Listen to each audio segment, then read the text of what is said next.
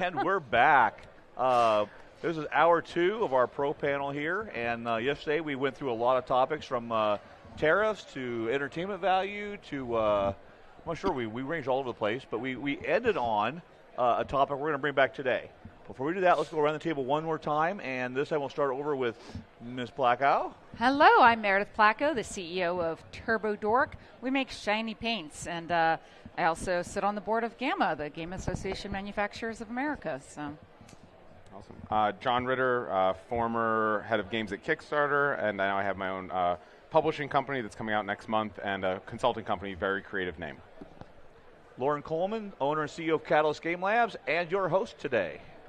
I'm Paul Alexander Butler. I'm part owner of Free RPG Day, and I'm also owner of Games and Stuff, a very large game store outside of Baltimore, Maryland. Quick shout out to the over 100 people at my event today watching.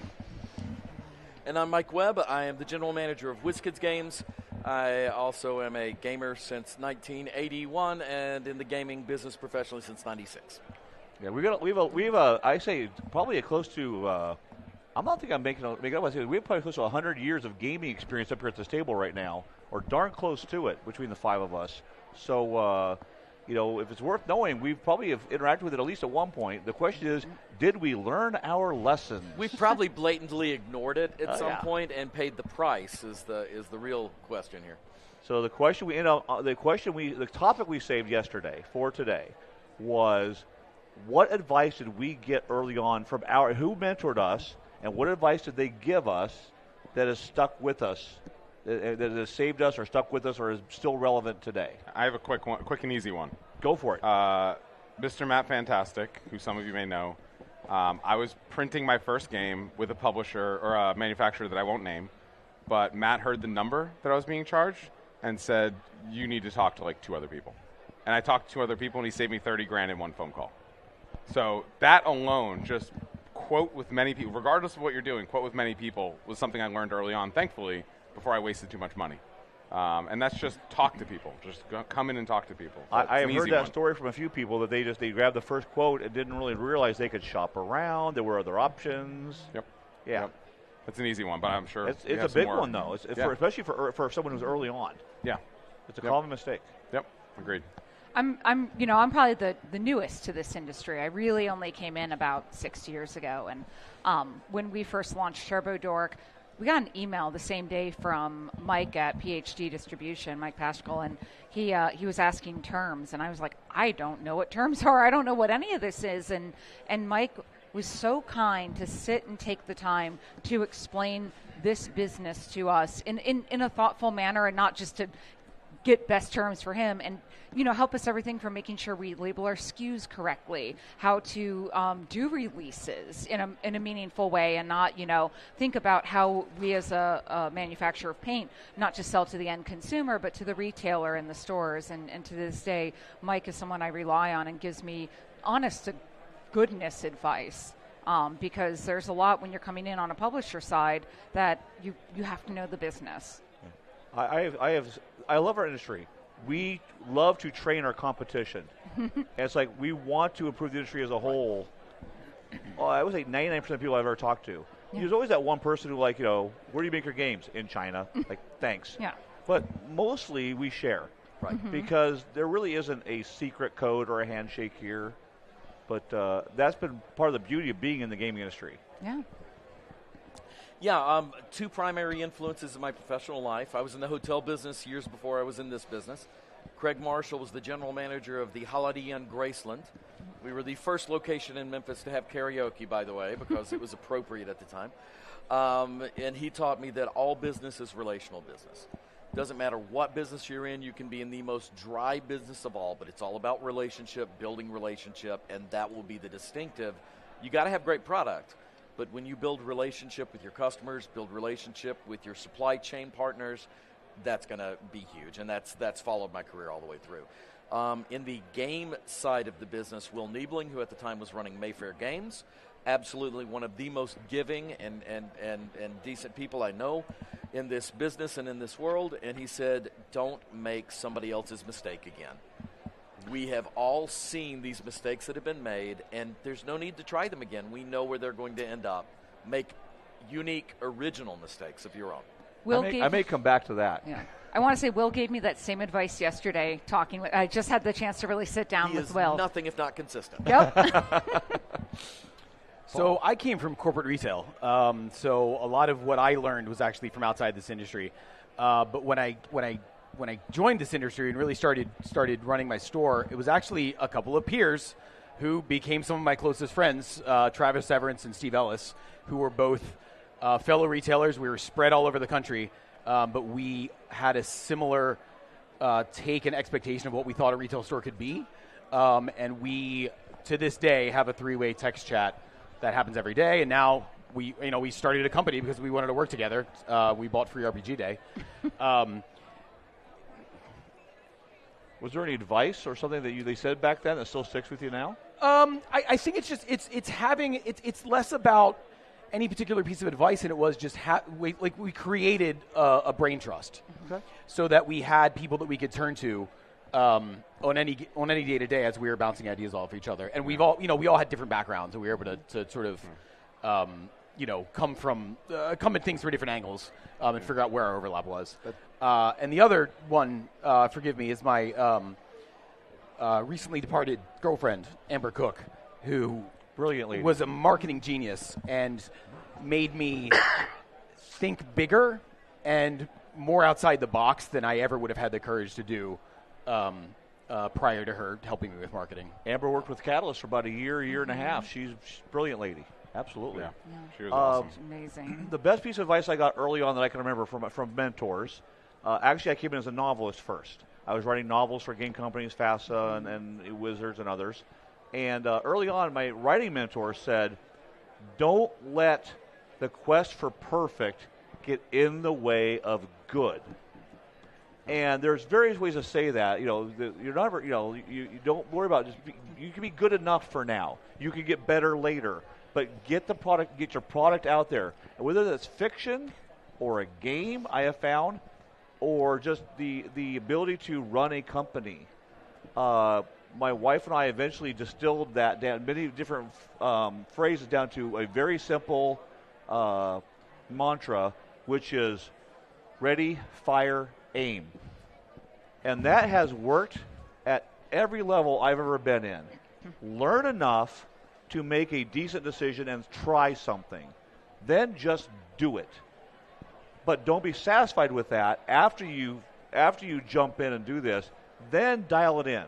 What's working? What's not working? Don't just assume because it worked, that's the best way to do it. Right. And we've done that we use that a lot in our personal and family life, in our company, as we've just been a partnership all these years. Ready, fire, aim. And that's always that's actually the earliest advice I got. We just distilled it down to an easier part of it. That's just, it works. I do think there's a lot of people that overthink a lot of things, and I've seen a lot of people who 5, 6, 7 years later, they're like, yeah, I'm still trying to push this one game. And I'm like, you got to get past that. You got to get the first one out, get past it, maybe do the second or third one. I mean, I don't know if you did many stores until you hit the right one. Or many iterations. I mean, we've had this is our fourth location, right? And by we moved to the third one. It was a much larger scale, and that store was more my design than the original owners. But then this most recent move is just on another level entirely. But it enabled me to say, okay, what can a game store be? Right. That isn't necessarily just appealing to people that use the word gamer to describe themselves. And the fourth iteration, you probably wouldn't have never gotten there if you didn't do the first, second, and third. Correct. There's no way you could have thought of the fourth immediately. Right. No. And you don't give yourself shit for not thinking of that, right? Right. You don't know what you don't know. Mm-hmm. Yeah, so don't be down on yourself. If your first thing comes out, it doesn't work. Second thing, even third thing, it's okay. Just keep pushing. I mean, I think that's a thing that as retailers, a lot of retailers are really wary of cutting your losses. I mean, I've had numerous consulting gigs over the years where I've been asked to step into a store and, spend a week there and make it better. And almost every time, my first question is, why don't you have a clearance section?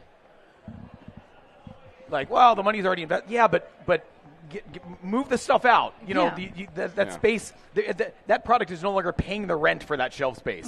Shelves Move it do out. not require ballast to hold them to the ground. Shelves usually hold themselves to the ground just fine. You want to put stuff on that moves. I had one boss I got hired in the industry, and the first conversation I had was, you are in the museum business right now. You're not in the selling business. I just yesterday I was in a conversation. Don't be in the museum business. Sorry, I was just in a conversation yesterday where somebody was extolling the virtues of this store that they had visited and saying, oh, and there were employees out dusting the games.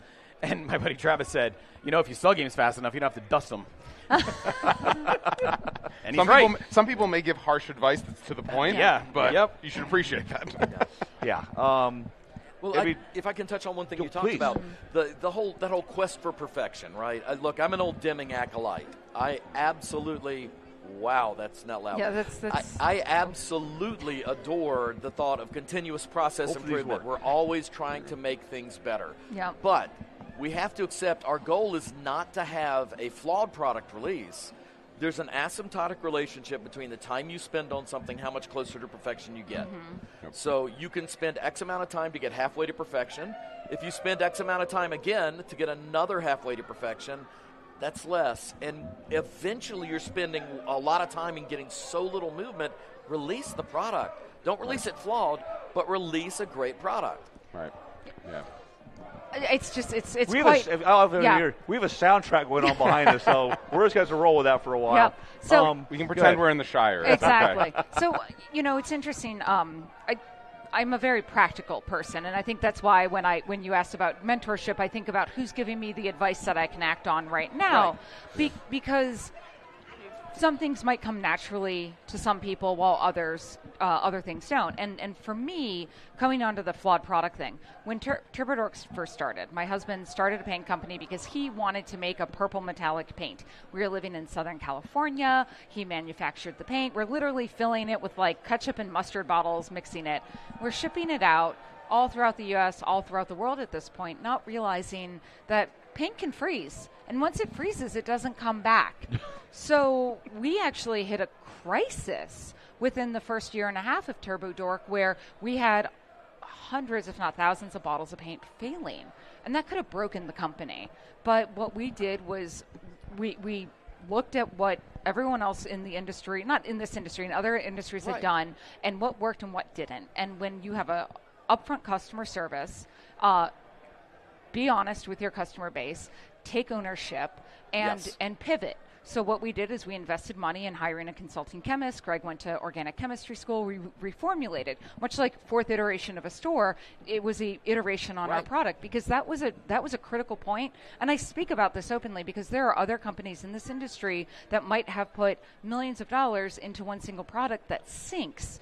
But it's how you take that and turn it around and how you can grow from those lessons. Well, you just used some important language there. And I'm going to draw a line under it because this is something I've been doing a lot recently also, which is you didn't say you were wrong. You didn't say you made a mistake. You said figure out what works and what doesn't. Because if you start putting blame and judgment in there, then you're emotionally invested in being right, even to the detriment of your company succeeding. It can't be that. You have to look at what is working, continue doing that, or figure out a way to do it even better. What is not working, don't be invested in it. If it didn't work, try something else. There's a phrase that's called "kill your darlings." Yep. Yeah. Yeah, you have to. So to go back to one thing, go ahead. I was going to say something that Paul said. I think it's really important to surround yourself with people that you trust, that you can bounce ideas off of. That even when everyone tells you something's amazing, they will look at you and go, "This is bad, and here's why." Yeah. And like you get that other perspective of just someone just not. It's not caring about their feelings or your feelings.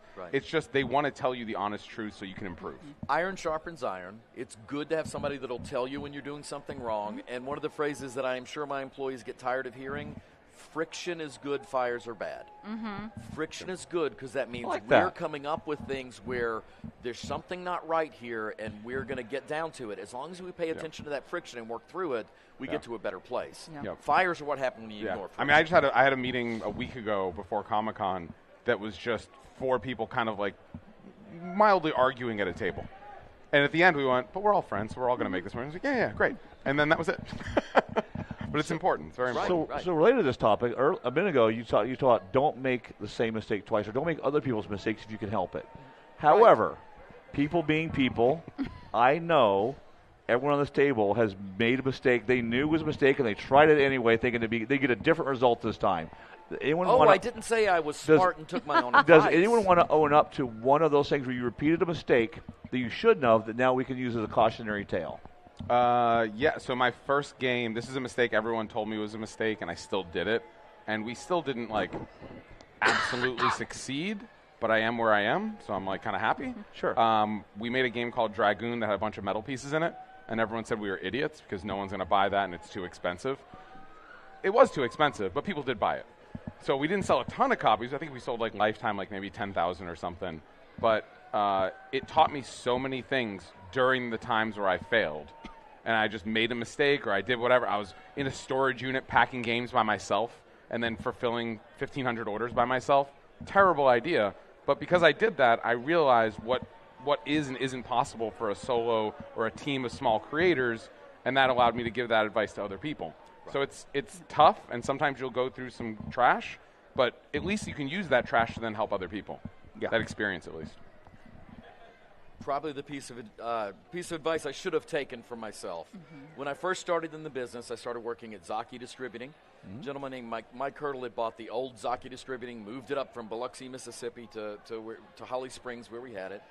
And there were literally truckloads of product that had not sold for years. Mm-hmm. And I noticed that the vast majority of these truckloads of product that resulted in a distribution company going under, none of them said first printing. They say second printing, or third printing, or fourth printing. And realizing that so often we're trying to chase full satisfaction, we want to meet all the demand, leave that last 10% on the table and come up with something new to do to meet that demand for the brand of the product.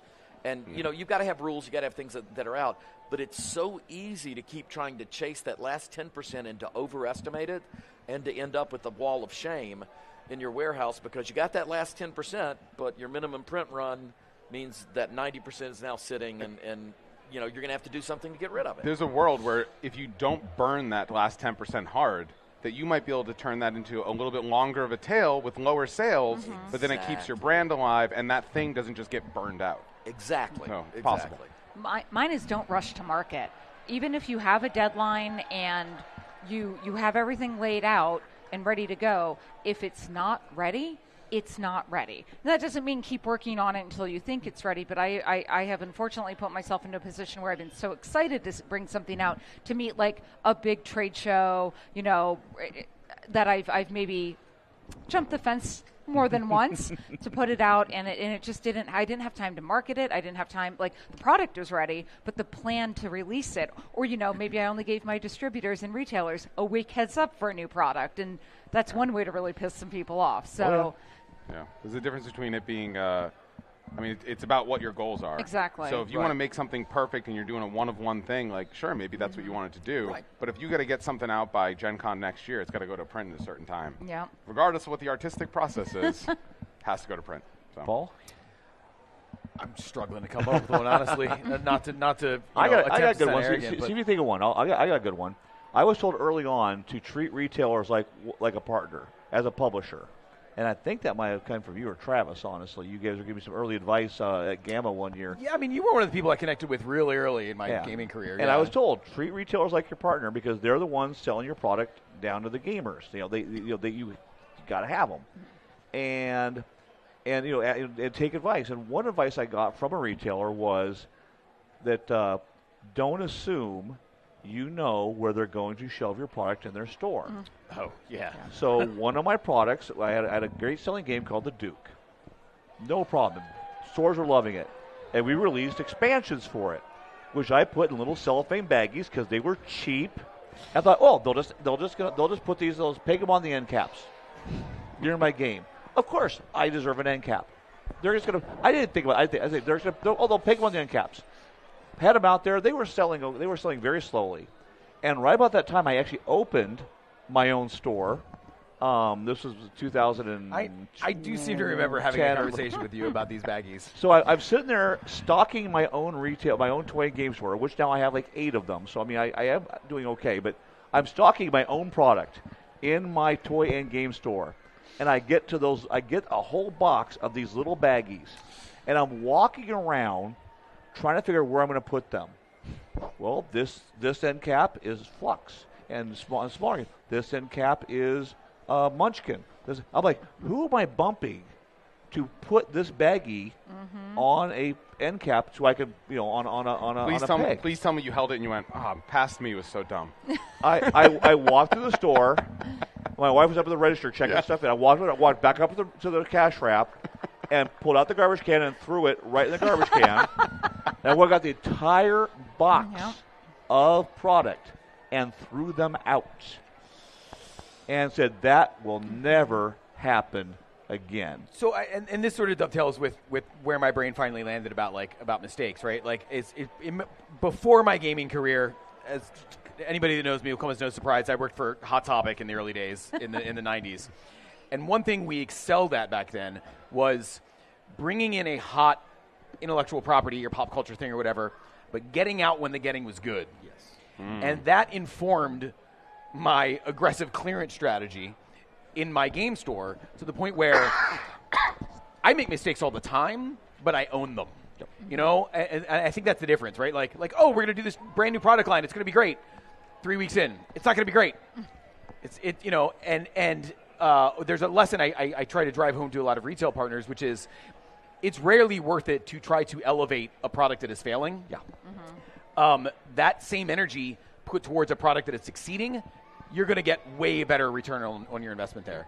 Yep. So I think long ago I learned that I make mistakes all the time, and to not, kill your darlings, as you said, right? Like to not get hung up on them and just move on to the next thing. I really wanted that product. I'm curious about something. I mean, first off, yes, because if you want to get into the Baseball Hall of Fame, you hit the ball a third of the time you're in there. Right. Like, you don't have to have 100% hits. How do you test product in your stores, and how do you choose what to test? Like, I don't know this side of it. So are we talking about a product line or a SKU? I'm thinking new board game comes in. I mean, how do you judge on that? I mean, we're drowning in new board games right now, right? So, frankly, it's shows like this, right? Like, I will walk that floor just looking at product, and I had somebody. I was at the Gamma Expo this year, and I was walking the open gaming hall, and somebody said to me, "Man, you don't look real happy looking at a lot of these things." And I was like, they don't do much for me. Mm-hmm. Like, I'm a jaded asshole. Like, I've seen it all. Like, and so what's something you saw on the floor that you were like, yes? Or are you not happy this show? Echo of Omens coming from Ghost Galaxy. Okay, all right. It's a trading card game in early stages of development. Nice. And that you will give good placement because you think it's going to do well. I think it's novel, and I enjoyed the gameplay. That's awesome. Yeah. All right. Yeah. Yeah. So thank you all for admitting to some of our things. We've repeated other mistakes. We've known better. Mm-hmm. And sometimes you see it, you're like, maybe I can make it different. And so rarely do you figure out that, no, that was a mistake before, it's a mistake now. Thank you for that. I appreciate it. Since we just talked about what you're seeing at Gen Con, let's talk about why. Of course we love games, but why are we coming to Gen Con? I've been here every year for 25 years, I think. What brings us back to Gen Con as an industry professional, not as a gamer? Makes that very clear. So as a professional for where you are right now, what brings you back to Gen Con or any convention? I mean, for me, it's forming those relationships. That's everything. Like, I almost don't care if I pick up any new business here, because I want to meet people, I want to form relationships, and then I want to actually work with the people that I think are pleasant. I think I'm lucky to be in a position where I can choose who I get to work with, and I don't want to work with people that have crazy expectations. I want them to be reasonable, and I want them to just be nice people. So every great stride forward or great idea at my store in the past, since I've run the store really since 2010 or whatever, has been driven by relationships that I've made. Yep, exactly. From down to very early on saying, oh, I want to try to make an event with GameX happen, and I went to the publisher and I said, how can you help? And they said, but I give you a trophy. Like, great, right? Yep. All the way up to, hot new property is very allocated, but I'm close with the guy that made it, so I make a phone call. And you're like, hey, I'm going to give this the push that it deserves. What can you do to help a brother out? Every great stride forward is on the back of a relationship that I've made at an event like this. And genuine ones. Like genuine ones, absolutely. I'm not someone who's going to go up to someone and bullshit them and be like, I'm your buddy. Like, no, if I like you, I like you. That's it. For sure. So, right. and that's where you get that real, like, dude, I'm your homie. Like, let's hook it up. Yeah, like, yeah. Well, and not for nothing. Like, you've got to prove your worth. Yeah, right. Of course. Like, sure, I'm a nice guy, but like, if my store looks like a dump, they're not gonna help me run a crappy event. Right. So yeah. Exactly. This is only my third Gen Con. I feel like a child here, and of course my it's different this year. What I came for the last 2 years is very different. For It does shift. And for me, yes, I'm not going to continue. The relationship thing is key, but currently, right now, it's to see the trends, it's to see what's hot, and it's to talk to my peers to see how we're all doing together. Because, again, to talk about yesterday's, we are in a real interesting times, especially with our financial economy of everything. And shows like this give me a chance to kind of see who's doing well, who's struggling, how can we help each other. Again, backbone of the relationships. But I think one of the things that, for me, as I'm very into IP, I like to see what's coming up. I like to see who's buying what. What's the game everyone is carrying today? Yeah. Where's the buzz? Yeah. What are they playing in the hotel lobby at midnight? Exactly. And that is the number one reason I come. Yeah. Yep. Because it's one thing to pay attention to the online buzz and this, that, and the other thing, but like, as my business has grown and I have a bajillion employees now, and parts of the job that I used to do, I don't even touch anymore.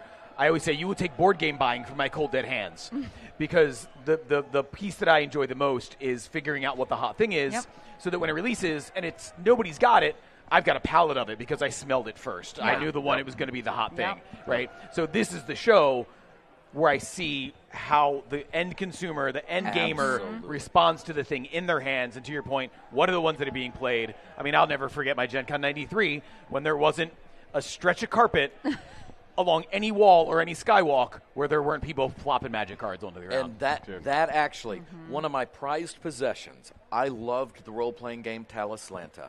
One of my prized possessions is a relatively minor expansion book for Talislanta from Wizards of the Coast. They used to do ad pages in the back, and it was 93, and I pulled to the back of it, and there's an article about Primal Order, this great new thing coming out from Primal Order. You look down, there's this great article about what's coming up for Talislanta. Tiny little article, upper right-hand corner. We've got a game launching at Origins that's going to create a new niche in the hobby market. It's going to be a magical summer. If you aren't involved, you miss these huge trends that are coming up. You miss seeing what's going to be hot. Walking through this hall and seeing what's hot, that's great. Yeah. But there's the hype. What people are choosing to spend their time to do after that's huge and valuable. And that's where you catch those trends. Yeah, like, absolutely. You weren't at Paizo yet, but I remember when Pathfinder launched their second edition. Yeah. From the show floor, I had what I thought were aggressive numbers in, and from the show floor, I'm watching this display just shrink, and I'm like a stock trader calling all my distributors and being like, no, I need buy. 4x. I need 4x that number, because by the time it hit, there wasn't anything to be had, but I had plenty. Right. I remember I had a Gen Con where 2 Gen Cons. One, I was next to Cephalofair or Stonemeyer. Right. But Isaac was there and he was selling Frosthaven for the first time at Gen Con. And I was next to it and our booth was right, and they were lining up in front of our booth, and I was like, this is insane. And it was just stockpile dwindling down. And then there was another company that my friend runs, Patrick Leader Games. We kind of started at the same time, and we were kind of coming up together, and I would always see his booth being mobbed, and I'm like, oh, they're going to be so popular. Fast forward, and it's like, yeah, everyone loves them. So you see these, maybe I should be a buyer. You see these things, and you're like, oh my God, it's coming, and then when it actually comes, you're like, wow, did anyone else see that? And that's where you can kind of get in and be like, yeah, give me 20 more of those, please, or however much. I was told a story a couple years ago where I have a fairly good relationship with most of my competitors, not necessarily all of them, but I was told a story a couple years ago that there was a nearby competitor that a couple years back saw, I think it was my Arc Nova, because Ark Nova had evaporated, and I had a literal throne, made out of Ark Nova, and the competitor down the road was going, "How does he keep getting all this stuff?" And How does he keep getting away with this? I bought it ahead of time. I smelled it before you did, and you've got none, and I've got 90. So I think for me it's the same as Meredith and a little bit of everything here. I come here to learn. If I'm not learning, then I'm fading away. He who's not busy learning is busy dying. And I can Pretty confirm much. that. You've said that to me many times. Yeah. I confirm that you actually believe that. I'm here to learn. Yeah. I never know enough. I never have enough data. I never know enough. And I will be learning till I am just done and wanting to, till I leave the industry. Because if I stop learning, I'll be forced out of the industry. Because my company will no longer be relevant, and we'll be making the wrong games or the right games for the wrong reasons. Right. We won't know what we're doing. And certain I'm people here- come into this industry and they raise the level. And, like, you probably come here and you go, oh, my God, look at what they're doing. We got to step up our game next year. We walk in with one day every show. My wife and I walked the floor saying, "What's going on with booths right now?" Remember when you just come in here and there was nothing up in the overhead? Nobody had overhead spitters and things. We threw up our second or third year. We threw up that giant billboard, that giant Catalyst billboard. Oh, yeah. You could see it from across the entire show floor. Nothing else blocked line of sight to that billboard. And the minute I could walk over 3 aisles and my billboard started getting, because everyone else started going a little higher. Okay, let's get signs up in the overhead now. And But then someone put an inflatable thing outside the convention I know what center. you're talking about. How tall was that again? 35 feet. Okay. But we went up in the rafters. Almost nobody. A few people were, but it was small. I mean, there's a reason. Now there's the rafters are full of awesome, beautiful signs and really cool things. We're looking for what do we do next. Right. Where we just don't want to follow that trend. We also want to lead that trend. That's to What's me, going to get their attention? That is so important. Is it's great to know what the next big thing is, but to create the thing, and you can't. There's no formula for it. Nope. It's 80% luck and 20% like wow, you have put thought into it. But how can you create the thing that people don't know they want? Right. And I actually look a lot outside of our industry for that. So that reminds me of a point that I used to do a lot of peer-to-peer education in the industry, talking to other retailers and stuff. And one thing I frequently come back to is that the number of times I hear a retailer talking about a product, and when other retailers are discussing, what's the demand like for this? And so, well, I'm not carrying that because nobody asked for it. If I only carried product that the customers asked for, I would have a tenth of what I have on the rack, right? At some point, you're there to educate people about what they should think is cool.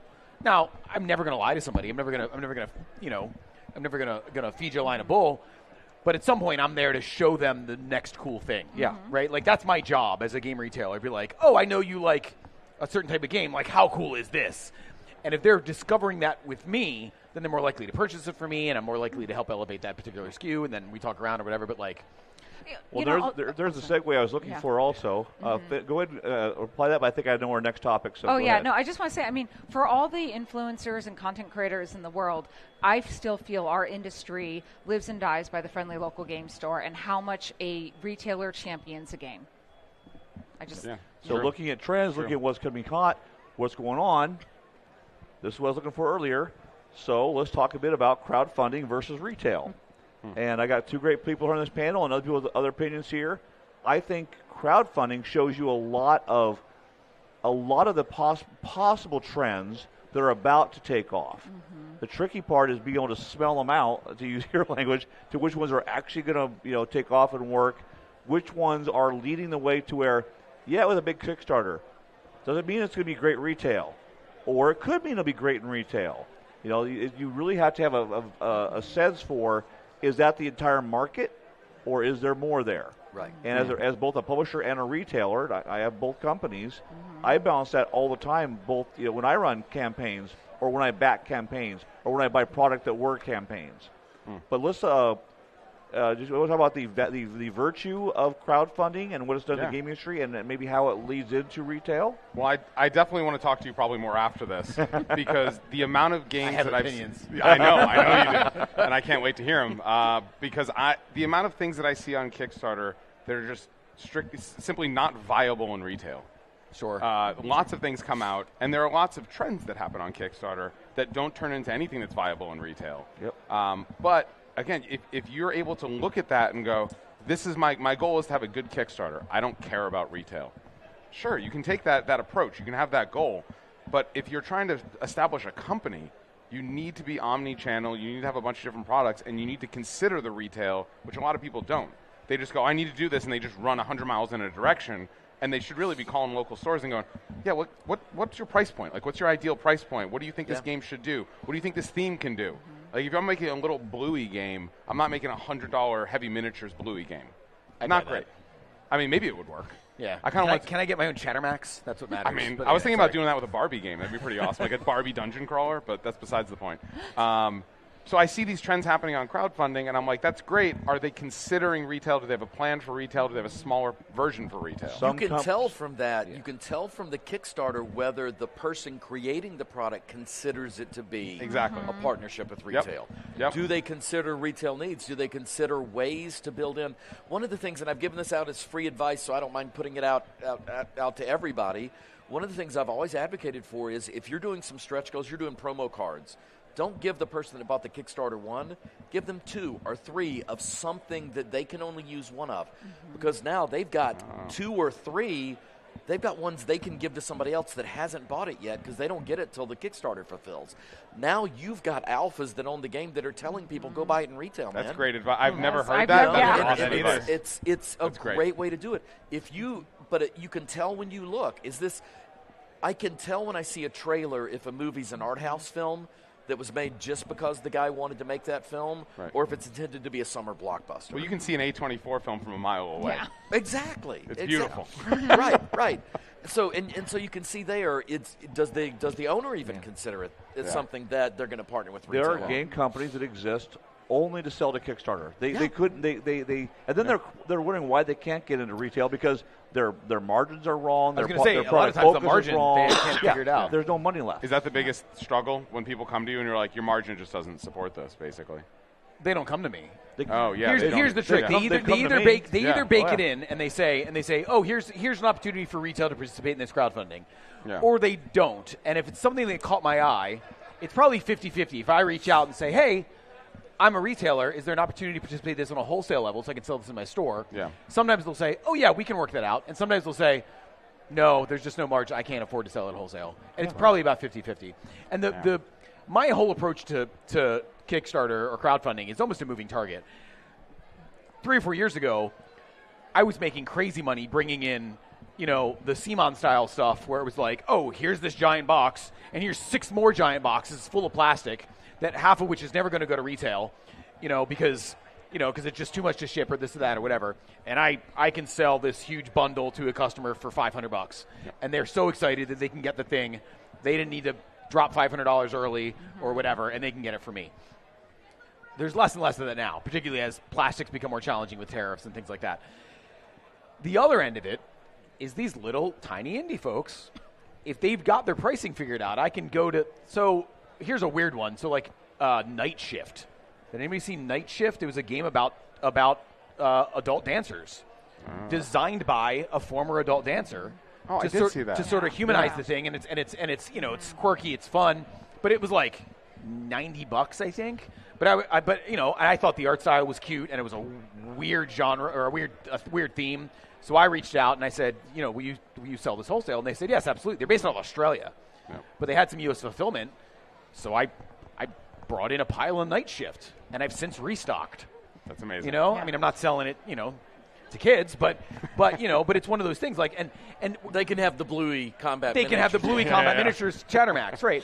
So, so crowdfunding for me used to be about these giant deluxe editions that you can't get anywhere else or can't get at retail normally. Yeah. Do I still do that? Yes. But with the plastic stuff, I think we're going to see it less and less. How many more 8-box piles of miniatures-based board games does one need in their closet, right? But the other end of it, lots. From my point of view, I feel attacked. The other end of it is simply curating my selection. Yeah. If you can walk into my enormous store and mostly see more of what you see at every other store, I failed utterly as a retailer. Sure, I've got a big, gorgeous store and I've got a lot of stuff.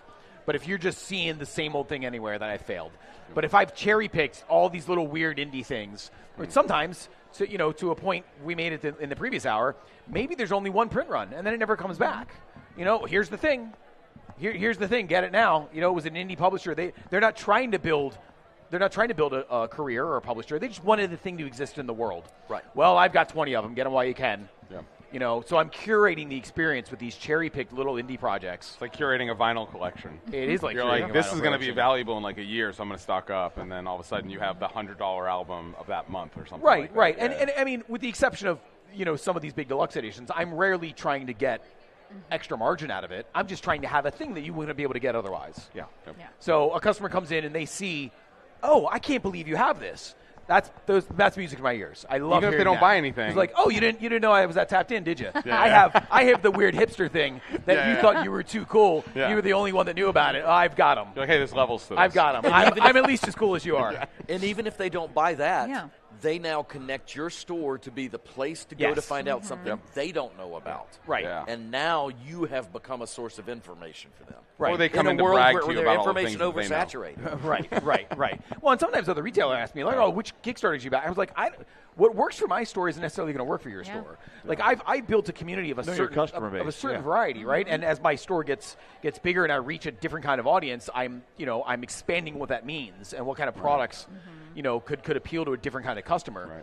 Right. But I can't point to any crowdfunding and say that's going to be a hit in your store. I'm like, I don't know what your store is. So did you used to like call retailers and stuff like that and talk to them, Well, or have your team? I mean, yeah, my team. Yeah. I mean, I had a retail liaison Yeah. whose sole job is to reach out to retailers, find out what's selling, what's not selling, why is it not selling, why is it selling, and how can we better service them? And that that informs us for better packaging, merchandising, SKU layout and everything. I mean, knowing what the retailer wants is essential for us to be able to grow, and especially when I was working in running the publishing company that relied heavily on crowdfunds, is making sure if we're going to do a crowdfund, let's make sure the packaging that we print is retail ready, because there might be a retailer who wants something. You don't want just to be in a white box with some line art that means nothing, right?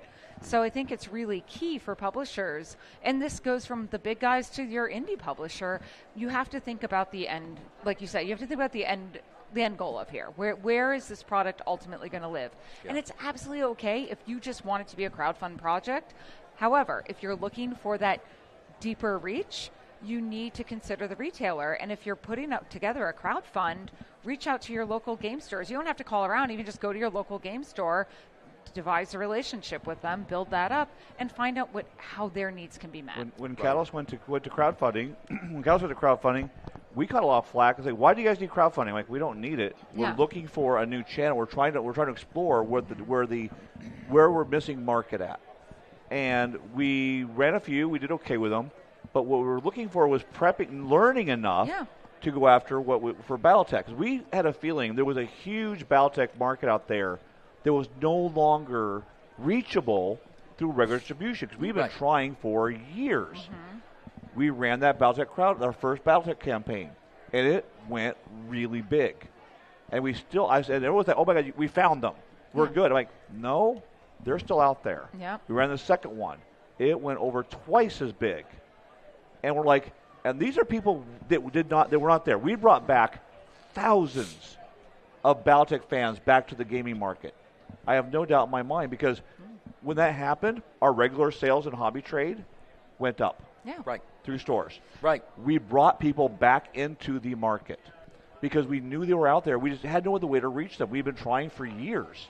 Now, we had other big products we've done. We haven't gone to crowdfunding for them, because now we're trying to see, have we found them all? Yep. Are they staying with us? That was a reason we did that. And then, but back to, we always are learning. That last one we ran, I had a retailer back, as a retailer. But then I went to distribution and said, what would it take to get you to promote our campaign idea to all of your stores? And I listened to them, and then the three distributors said they would do it, and we gave them the same deal to promote to all, and I took less margin on that.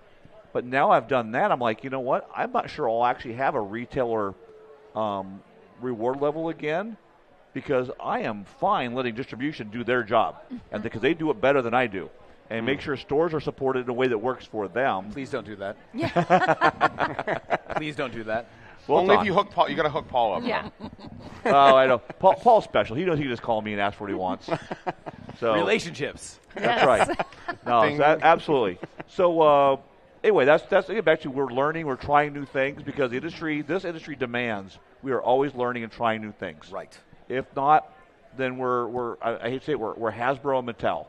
Make Monopoly for the next 30 years and don't do anything new. It's not gonna be me. One thing I'd love to talk about, if everyone wants to, is where we see things going. You know, like Actually, the perfect trends and because stuff like that. we just got like a wrap up signal. So we're going to great. go once around the table Okay. with where that's a good place to end. Okay. Where we see things going in the next few years or just in general. Yeah, I mean, just because I was thinking about it. Go for it. Lead us off. I mean, I'm curious as your take on price points being That was what I wanted to talk about. But I won't say it.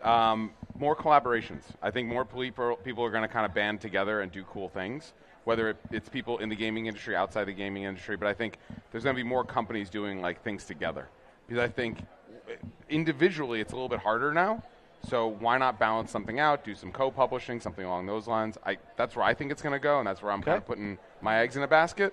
We'll see. I could be wrong. Collaborative publishing between different companies. Yeah. That'd be kind of awesome. Yeah. We've seen a little bit of that out there. Yeah, So. exactly. So yeah, I think given the uncertainty of everything, whether it's tariffs to the economy or whatever, I think $30 to $40 price point is king. I don't think I'll be moving as many $80, $90, $100 board games in the near future. Nope. Makes sense. Yeah, and I see it on my data from my demo tables, right? Like, I mean, it's always been a little bit like that, but 10 years ago, $50 was a sweet spot for a demo table. Now it's probably 30 or 40. Interesting.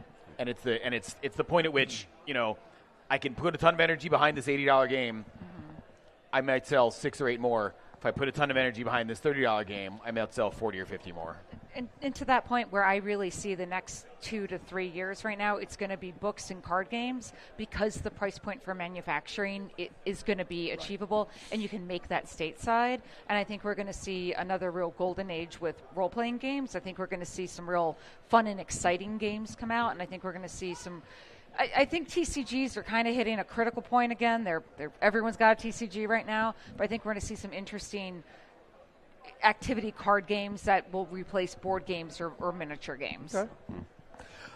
You touching on the tabletop role-playing game, obviously I've got a connection in there with a lot of our product lines. One of the things I'm seeing right now is the hybridization of use, where a few years ago everybody was switching over to VTTs. They were playing online exclusively. What I'm seeing is people using digital assets at the table, and how do we leverage appropriate 3D assets that are physical into that model. So we met with several different people that are making high-end tables with the digital components. It's how can these both exist in that same marketplace, and what products do we develop that are going to work? And to that end, hybridized STLs and 3D printing is going to really take over when we can't get plastics made, when we can't get miniatures made. I think it's going to really shift that balance where people now are able to print amazing miniatures in their home and their stores. And I think I don't know if I'm excited about that prospect, but there's a cusp there. There is. Yeah. I think one of the trends we're about to see where we're going from here is there's been a big push in the last 5 to 10 years for licensed product, for big licenses leading to great games or big game sales. I think we're seeing a little bit of exhaustion from that, from too many licenses. People focusing on the license, not the game. Yes. And because of that, I think it's going to get harder and harder to assume a good license will lead to easy sales. Yeah, it comes down to the game. The game has got to be good. So I think you might see people who love a lot. I love licensed properties. Catalyst does a lot of them. Right. And I think we're going to see in the next few years just a little bit of resistance to that. I don't think it's not going to go away, but I think we're going to see a little more of a critical eye on that. Game first, license second. Well, and tabletop role-playing, one of the things I've loved seeing over the last 15 years, but really accelerating over the last 5, is this movement back to the engine really representing the genre. The engine not being just, here's a role-playing system, now I'm going to make a horror version of it, I'm going to make it this version of it. And the zine games that I'm seeing where it's, I want to play an experience. I'm not playing a campaign, I want tonight to be, I'm playing through this type of experience. and that kind of feeds off of that as well. Yeah. And with All the right. IP stuff, focusing on the game, super important. But I think there's certain IPs that people like overuse, and not that it's bad for fans of that genre, but I think that for the creators, look for other like niches of audiences. Yes. So one thing that people have been talking about here a lot is like romance authors. Romance authors have a lot of fans, and you can make games in that world. So just saying. people are experimenting with that now. Yeah, look for All other right. groups. We're getting the flag to wrap it up. I want to thank everyone who came to donate some time here at the table this yesterday and today. Mike Webb, Paul Butler, Jon Ritter, Meredith Placko. I'm losing my voice. Perfect time for me to say goodnight. Loren Coleman, thank you all for watching, and thank you all for participating. I appreciate it. Thank you. Thank you.